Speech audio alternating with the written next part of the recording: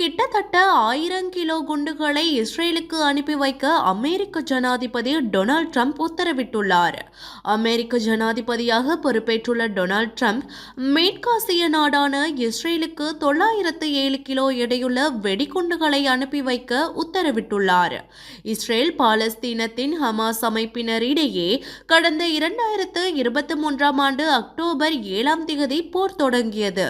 இதில் லட்சக்கணக்கான மக்கள் பாதிக்கப்பட்டுள்ள நிலையில் அண்மையில் உலக நாடுகளின் தலையீட்டை அடுத்து 6 வார கால போர் நிறுத்தமானது காசாவில் அமுல்படுத்தப்பட்டுள்ளது. இதே நேரம் பாலஸ்தீனியர்கள் மீண்டும் காசா செல்ல இஸ்ரேல் அனுமதியும் வழங்கியுள்ளது. இந்த போரில் இஸ்ரேலுக்கு அமெரிக்கா ஆதரவளித்து வந்தாலும் போர்க்கால அழிவுகள் தீவிரமடைவதை தடுக்கும் விதமாக முன்னாள் அமெரிக்க ஜனாதிபதி ஜோ பைடன் 907 கிலோ எடையுள்ள வெடிகுண்டுகளை இஸ்ரேலுக்கு அனுப்பி வைக்கும் திட்டத்திற்கு தடை விதித்து இருந்தார்.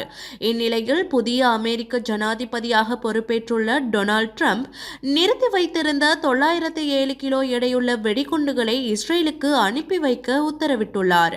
இது தொடர்பாக அவர் வெளியிட்டுள்ள சமூக ஊடக பதிவில் முன்னர் செய்யப்பட்ட ஒப்பந்தங்கள் படி இஸ்ரேல் கொடுத்துள்ள பணத்திற்கான வெடிகுண்டுகளை அனுப்பி வைக்க உத்தரவிட்டு இருப்பதாக தெரிவித்துள்ளார்.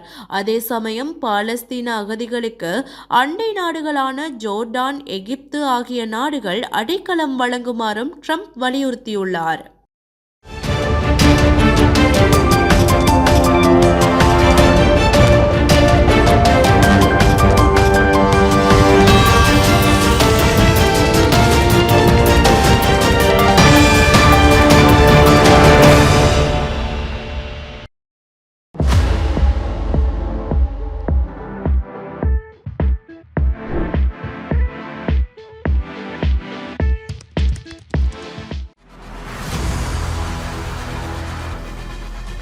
இலங்கையின் முதல் நிலை முதற்கர செய்தி வழங்குனர் வீரகேசரியின் குறுந்தகவல் செய்திகளை உடனுக்குடன் தமிழில் பெற்றுக்கொள்ள டயலாக் வலையமைப்பிலிருந்து REG இடைவெளி வீக்கி என்று பதிவிட்டு 87 960 என்ற எண்ணுக்கு குறுஞ்செய்தி ஒன்றை அனுப்புங்கள்.